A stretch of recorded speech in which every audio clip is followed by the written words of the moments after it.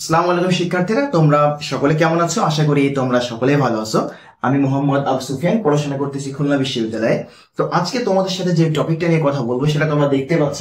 গুচ্ছ 19 বিশ্ববিদ্যালয়ের মধ্যে কোন বিশ্ববিদ্যালয়ের টিউশন প্লাস আবাসন হল সব থেকে ভালো সুবিধা দেয় এবং সব থেকে বেশি সুবিধা পাওয়া যে বিশ্ববিদ্যালয়গুলো থেকে, সেটা নিয়ে আজকে আলোচনা করবো। এবং তোমরা যারা ভর্তি ইচ্ছুক শিক্ষার্থীরা আছো, গুচ্ছ বিশ্ববিদ্যালয়ে ভর্তি পরীক্ষা দিয়েছো, তোমরা যারা ভর্তি হবা তাদের জন্য সব থেকে গুরুত্বপূর্ণ যে বিষয়টা সেটা হচ্ছে তুমি যে বিশ্ববিদ্যালয়ে ভর্তি হতে চাও সেই বিশ্ববিদ্যালয়ের হল সুবিধাটা কেমন, সেই বিশ্ববিদ্যালয়ের টিউশন ফ্যাসিলিটিসটা কেমন, এই সকল বিষয়ে আজকে আমি আলোচনা করব। এবং এই আলোচনার পরে তুমি টোটাল একটা গাইডলাইন পেয়ে যাবা, টোটাল একটা ধারণা পেয়ে যাবা যে তোমার জন্য আসলে কোন বিশ্ববিদ্যালয়টা পারফেক্ট হবে। সো আমরা কিন্তু সকলেই চাই স্টুডেন্ট লাইফে টিউশন করাইতে, নিজের খরচ নিজে বের করতে। সো তার জন্য আজকের এই ভিডিওটা, তোমরা যারা এই ধরনের ভিডিও দেখতে চাও, তোমাদের যারা এই ধরনের বিষয়ে ইন্টারেস্ট আছে তাদের জন্য ভিডিওটা। সো ভিডিওটি না টেনে একেবারে শেষ পর্যন্ত দেখো, ইনশাল্লাহ তুমি তোমার যাবতীয় প্রশ্নের উত্তর এখানেই পেয়ে যাবা। সো প্রথমে একটু বলতে হবে, সেটা হচ্ছে যে টিউশন জিনিসটা আসলে কি। টিউশনটা পেতে গেলে একটা বিশ্ববিদ্যালয়ের ভিতরে কি কি থাকা লাগে দেখতে হবে। দেখো, সেই বিশ্ববিদ্যালয়টা সিটিতে অবস্থিত নাকি সিটি থেকে দূরে অবস্থিত, এই জিনিসটা তোমাকে দেখতে হবে। সেই বিশ্ববিদ্যালয়টা তোমার শহরে অবস্থিত নাকি শহর থেকে দূরে অবস্থিত। এবং অবশ্যই একটা ভালো সাবজেক্টের প্রয়োজন। টিউশন পেতে গেলে একটা ভালো সাবজেক্ট লোকজন ডিমান্ড করে। অবশ্যই যখন টিউশন করানো হয় তখন তারা বলে যে ইংলিশের জন্য ইংলিশ পড়াবো, ম্যাথের জন্য ম্যাথ লাগবে, বাংলার জন্য বাংলা লাগবে। সো মাঝে মাঝে মাঝে মাঝে না, এটা 70% টাইমে দেখা যায় যে তোমার ভালো সাবজেক্টটা তারা ডিমান্ড করেছে, ঠিক আছে। তো এরপরে পড়ানোর দক্ষতা, তোমার পড়ানোর দক্ষতা থাকা লাগবে। তুমি যদি ভালো পড়াতে পারো তাহলে তুমি অবশ্যই ভালো ভালো টিউশন পাবা। এরপরে যেটা সেটা হচ্ছে দেখতে পাবো সিনিয়রদের সাথে সম্পর্ক। অবশ্যই টিউশন পেতে গেলে তোমার সিনিয়রদের সাথে ভালো একটা ইন্টারাকশন থাকা লাগবে, কারণ তোমার ডিপার্টমেন্টের, তোমার ডিসিপ্লিনে যে সিনিয়ররা থাকবে তারা কিন্তু অনেকে টিউশন করে। সো তাদের সাথে তোমার যদি ভালো একটা সম্পর্ক বিল্ড আপ করতে পারো তাহলে অবশ্যই তুমি এখান থেকে টিউশন ম্যানেজ করতে পারবা। এরপর হচ্ছে অনলাইন অ্যাক্টিভিটি। তোমাকে অবশ্যই অনলাইনে একটু অ্যাক্টিভ হইতে হবে, ঠিক আছে। অনলাইনে তুমি বিভিন্ন প্রচারণা চালাতে পারো, অ্যানোনিমাস পোস্ট দিতে পারো যে আমি এখান থেকে এটা এই সাবজেক্ট গুলো পড়াইতে চাই, এই ক্লাসে পড়াইতে চাই, এটা ইফেক্টিভ হতে পারে। এবং এরপর ব্যাচমেট।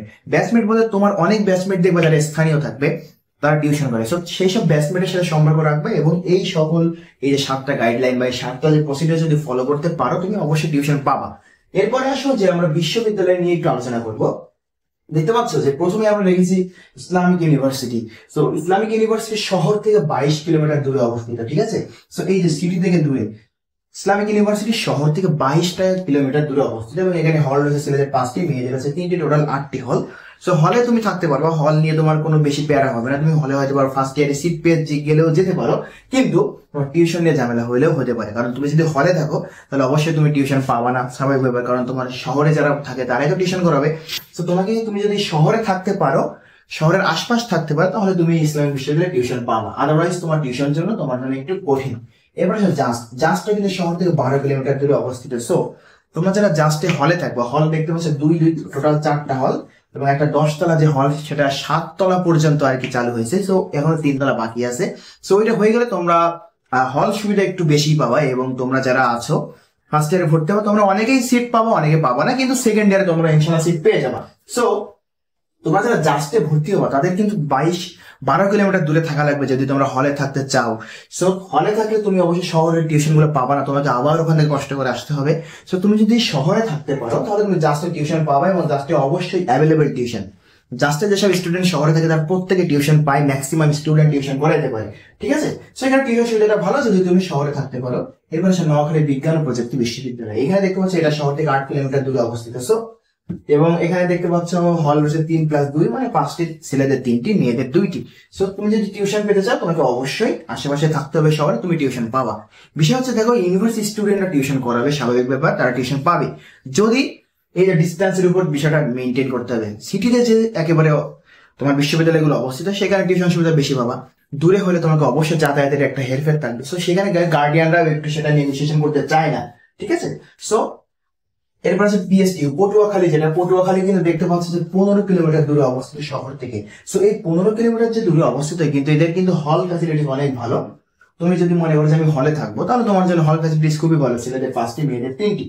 এবং টিউশন করানোর জন্য পটুয়াখালী অনেক একটা দেখা যাচ্ছে দুরূহ ব্যাপার, কারণ দেখতে পাচ্ছেন 15 কিলোমিটার দূরে অবস্থিত বিশ্ববিদ্যালয়টি। সো শহরে থাকলে তুমি পাওয়া, মেইন কথা ঘুরে ফিরে একটাই আসবে, তুমি যদি শহরে থাকতে পারো তাহলে তুমি টিউশন পাবা, শহর থেকে দূরে থাকলে টিউশন পাবা না।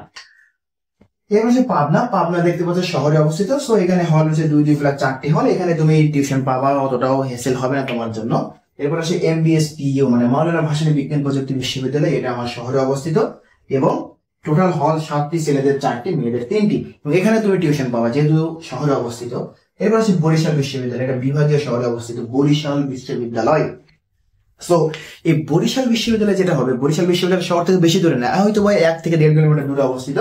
এখানে হল রয়েছে দেখতে পাচ্ছি 2-4টি, এবং হল সুবিধা খুবই দেখা যাচ্ছে যে অনেকটা দুর্বল একটা হল সুবিধা এলে, কারণ এখানে সিট পাওয়া খুবই টাফ, এবং অনেকে আছে যারা সিনিয়রের রুমে থাকতে পারে, সিনিয়রের সিটে থাকে, অনেকে দেখা যাচ্ছে যে হলের গণরুম সেখানে গ্যাদারিং হয়ে যায়। তো সব মিলিয়ে বরিশাল বিশ্ববিদ্যালয় দেখা যাচ্ছে তোমার হলের জন্য একটু অসুবিধা হলেও টিউশন তুমি পাবা, ঠিক আছে, যেহেতু বরিশাল বিভাগীয় শহরে অবস্থিত এই বিশ্ববিদ্যালয়টা, তো এটা তুমি টিউশন পাবা ধরে নাও। এরপর হচ্ছে গোপালগঞ্জে হল সুবিধা দেখো, ছেলেদের 3টি, মেয়েদের 2টি, টোটাল 5টি হল, এবং এটা যেহেতু শহরে অবস্থিত তুমি টিউশন পাবা, কিন্তু টিউশনের মানটা একটু কম, স্যালারি একটু কম পাবা, টিউশনে তুমি পাবা। এরপরে আসে বেগমগঞ্জ, যেটা রংপুর, এখানে দেখতে পাচ্ছ এটা শহরে অবস্থিত, তুমি টিউশন পাবা। হল রয়েছে 2টা করে, টোটাল 4টা হল, এবং জাতীয় কবি কাজী নজরুল ইসলাম বিশ্ববিদ্যালয়, যেটা এটা শহর থেকে 22 কিলোমিটার, বুঝতে পারছো, শহর থেকে 22 কিলোমিটার দূরে, এবং এখানে তুমি পড়বে এবং টিউশন করাবা, এটা স্বপ্ন দেখার মতো অবস্থা। সো এখানে পড়লে তুমি টিউশন করাতে পারবা না, যদি শহরে থেকে প্রতিদিন 22 কিলোমিটার মানে 40 কিলোমিটার আপ ডাউন করতে পারো, তাহলে তুমি এখানে টিউশন পাবা, এবং হল রয়েছে 2-4টি, ঠিক আছে।